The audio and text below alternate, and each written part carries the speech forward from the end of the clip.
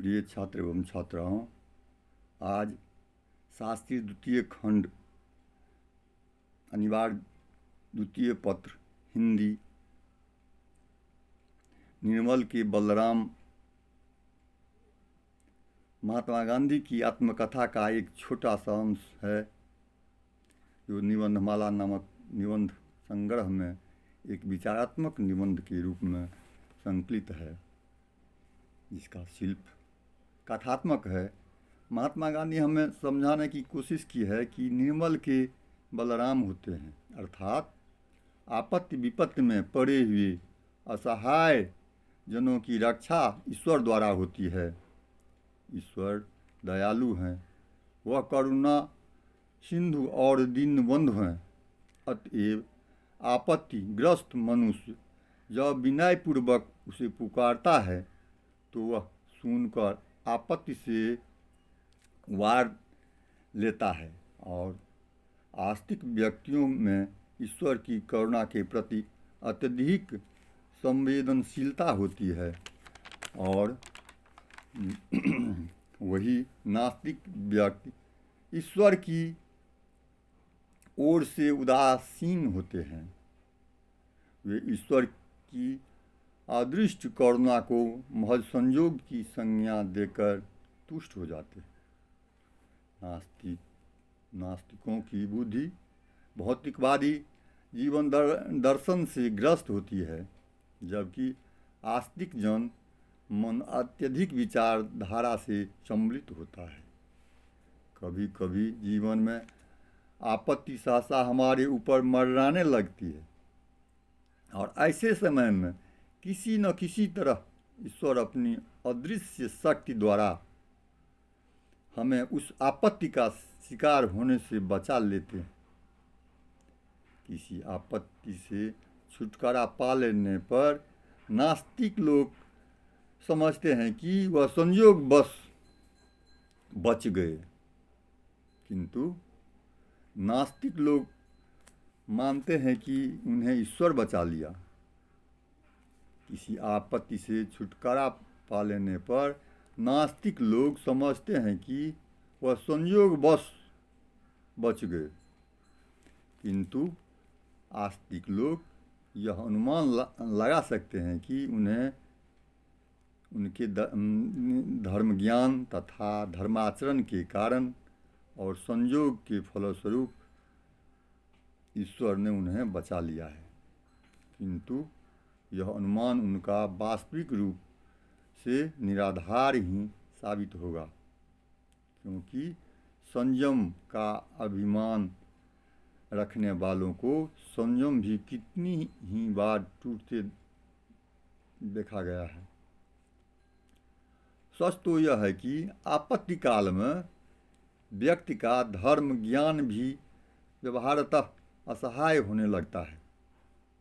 आपत्ति काल में ईश्वर ही हमारे प्रति दयालु होकर अदृष्ट रूप से हमें किसी न किसी रूप से उबार लेते हैं और भौतिक और बौद्धिक धर्म ज्ञान को वास्तव में ईश्वर की अदृष्ट शक्ति ही सार्थकता प्रदान करती है।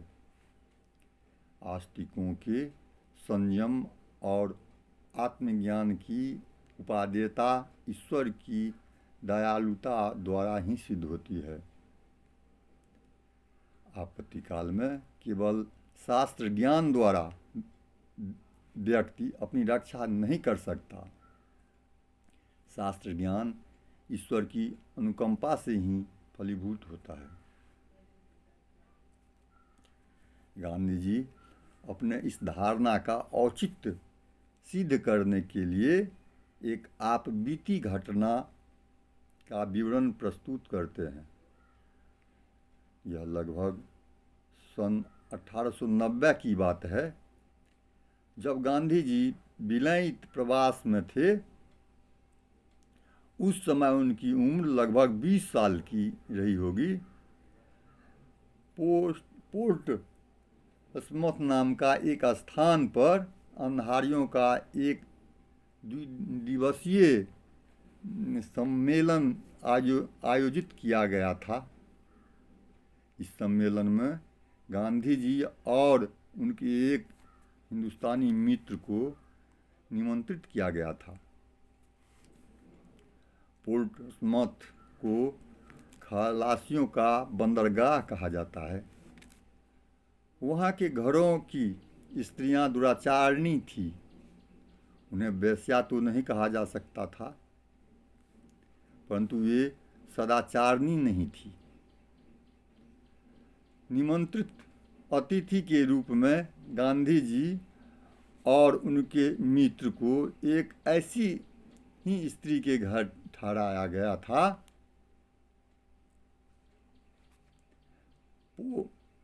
पोर्ट्समथ के सभी घरों की स्त्रियां लगभग एक सी ही थी। सम्मेलन के पहले ही दिन जब गांधी जी और उनके मित्र सम्मेलन में भाग लेकर के अपने ठहरने की स्थान पर लौटे तो उनके खा पी लेने के बाद उस घर की गृहिणी उन दोनों के साथ ताश खेलने बैठी। विलायत में अच्छे घरों में भी यह रिवाज था कि मेहमानों को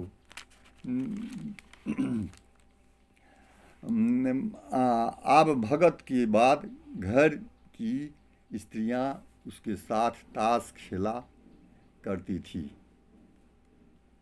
ऐसे मौके पर ताश खेलने के दौरान सभी एक दूसरे से हंसी मजाक करते थे।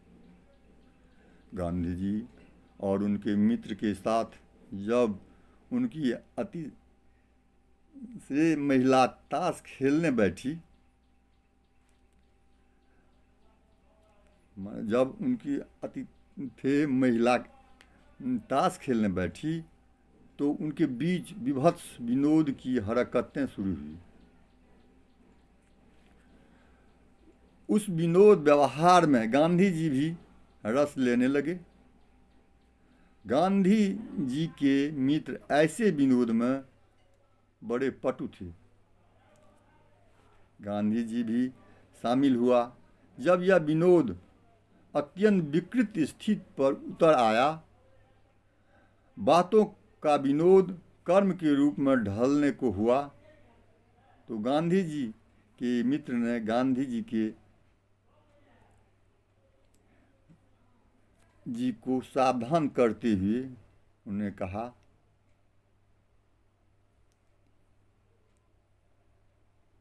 माने वहाँ से भगा दिया। वे जानते थे कि कलयुगी आचरण गांधी जी के लिए उचित नहीं था। गांधी जी शर्माकर वहाँ से भागे।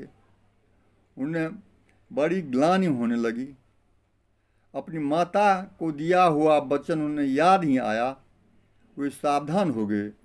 मन ही मन वे अपने मित्रों के प्रति कृतज्ञता ज्ञापित करने लगे,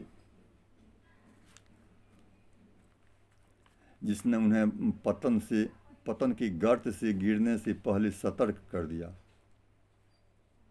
गांधी जी वहाँ से भागकर अपनी कोठरी में चले गए। उनकी छाती जोरों से धड़कने लगी, शरीर कांपने लगा। जिस तरह कातिल के हाथ से बचकर निकल गए शिकार की सी स्थिति थी उनकी। पर स्त्री को देखकर वासना के वशीभूत हो उसके साथ रंगरेली मनाने की इच्छा होने का यह पहला मौका था। उनके जीवन में उन्हें इतनी ग्लानि हो गई अपनी कुत्सित लिप्सा पर कि वे घर छोड़कर यहाँ से भाग जाने की बात सोचने लगे। अंततः उन्होंने सतर्कतापूर्वक आचरण करके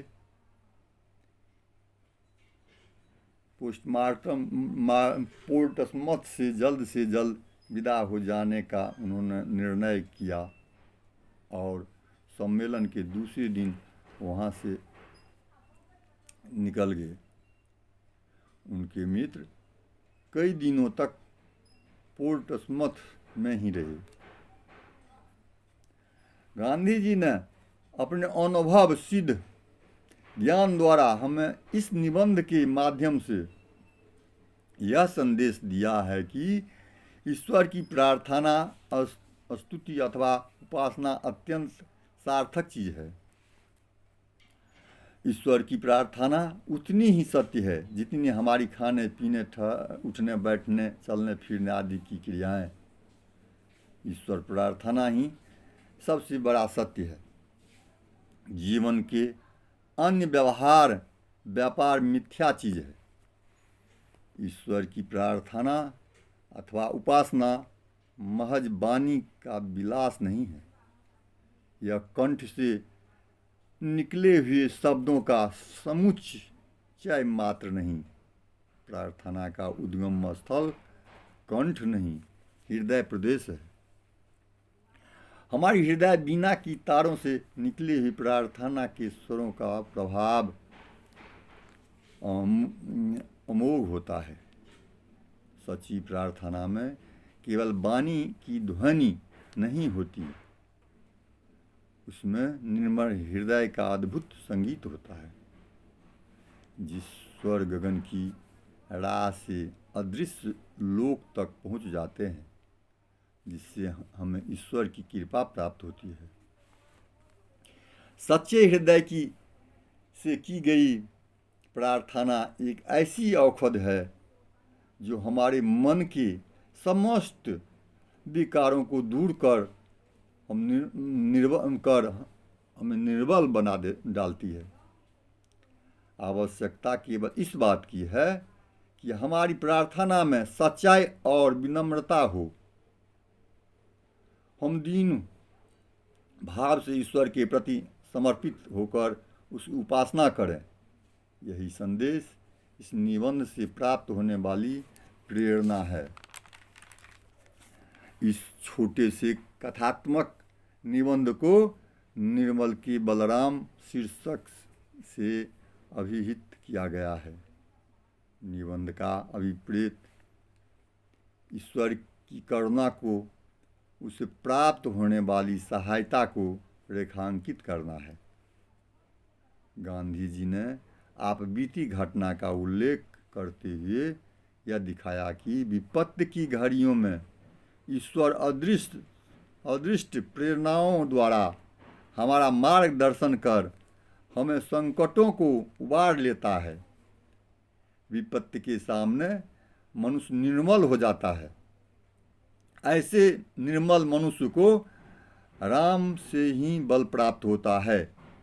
दीन दुखियों और असहायों को ईश्वर ही सहारा देता है। कहा जाता है, निर्मल के बलराम। यह एक लोकोक्ति के रूप में दृढ़ हो चुका है, जिसका तात्पर्य यह है कि असहायों के सहायक राम अथवा ईश्वर होते हैं। यही निबंध माला में निर्मल के बलराम महात्मा गांधी द्वारा रचित शीर्षक का ही सारांश है। आज का विषय यही रहा। धन्यवाद।